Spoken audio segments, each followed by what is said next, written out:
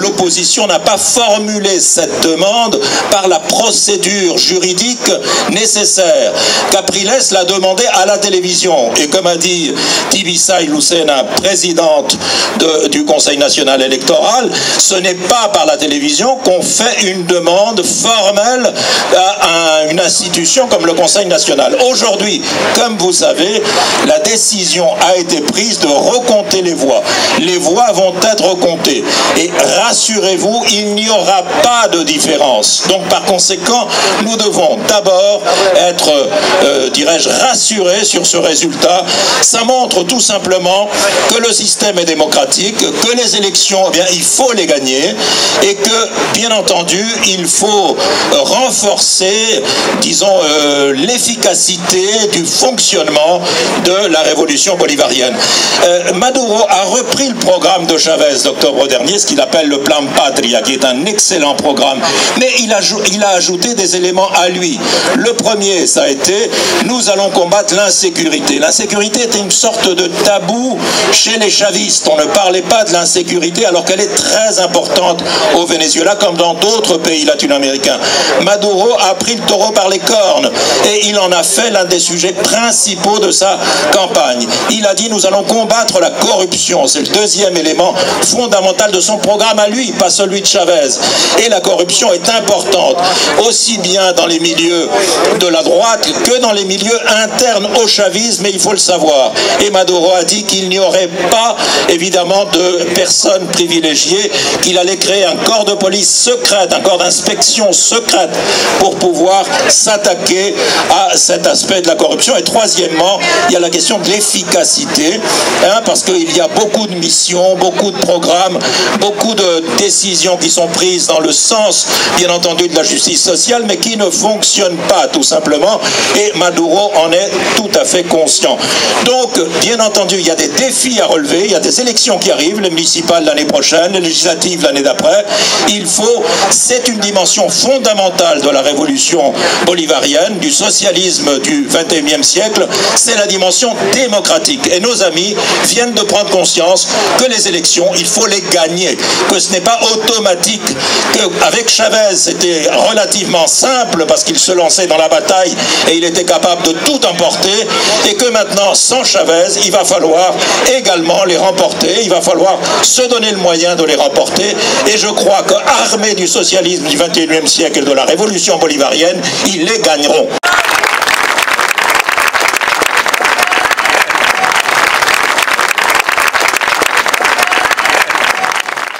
À ce moment-là sur Canal+, au Grand Journal, où j'affrontais, je crois que c'est le terme, Daniel Cohn-Bendit, qui avait à peu près introduit avec absolument tous les poncifs imaginables, amis des tyrans, une dictature, etc. Je vous en passe et des meilleurs. Bon. Et moi, ce que j'ai vu là-bas, c'est absolument, effectivement, tout l'inverse. C'est une démocratie qui, sur bien des aspects, peut servir effectivement d'exemple à ce que nous vivons dans les pays européens.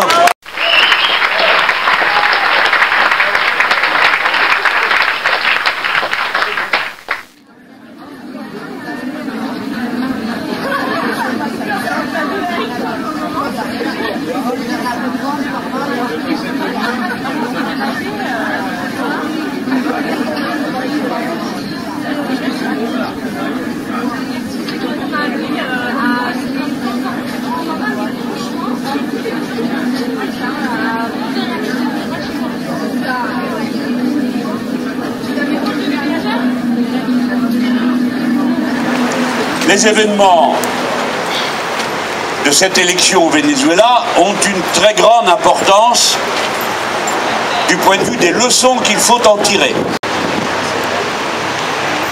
Il est extrêmement important de s'en souvenir pour comprendre ensuite ce qui se passe dans les commentaires qui sont faits en Europe à propos du Venezuela.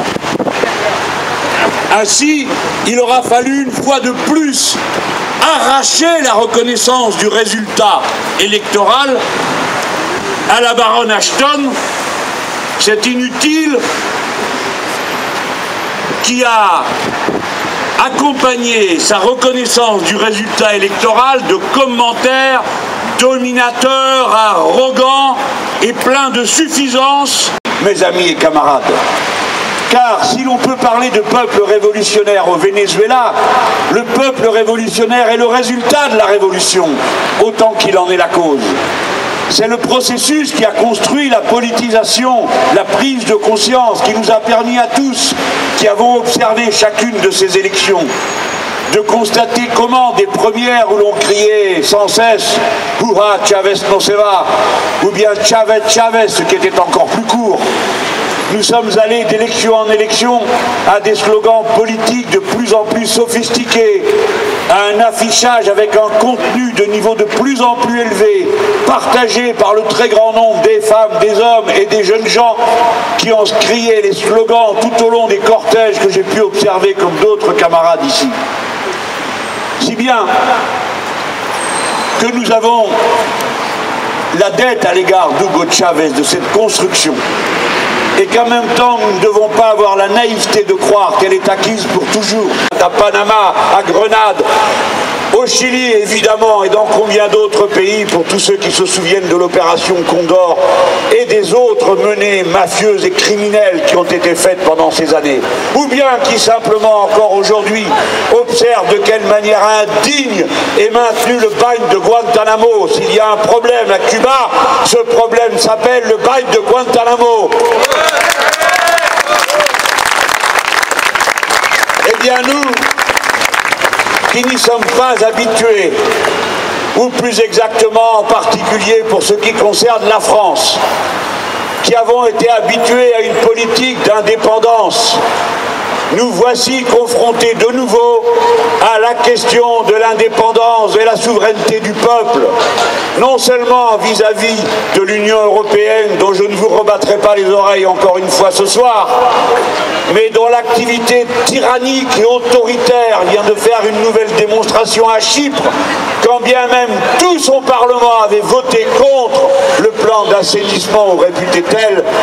Chypre a été obligé d'accepter la dictature de la Troïka.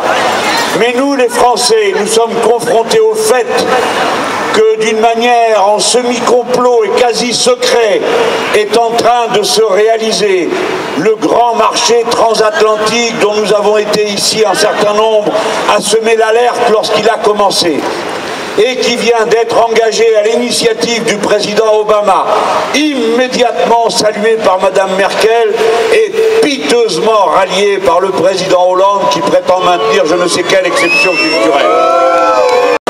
Nous avons observé que tous les pays de l'Amérique latine ont d'abord reconnu ce résultat, avant que poussivement l'Europe se décide à en faire autant. Il ne reste donc que les gringos qui, une fois de plus, menacent et agitent en tirant les ficelles de leurs marionnettes locales, les escualidos et le Maounche lui-même.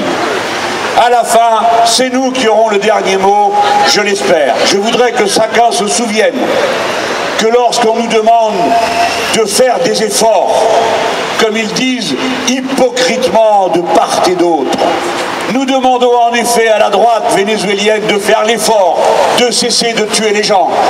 Nous lui demandons de faire l'effort de cesser de mettre le feu aux dispensaires.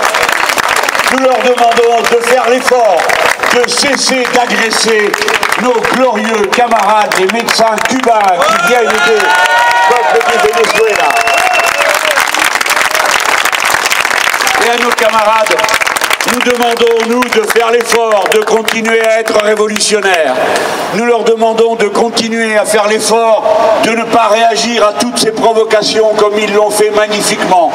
Nous saluons l'effort qu'ils font pour rester démocrates et pacifiques devant une telle adversité et tant d'injustice et tant d'infamie. Vive le peuple du Venezuela, vive la révolution bolivarienne.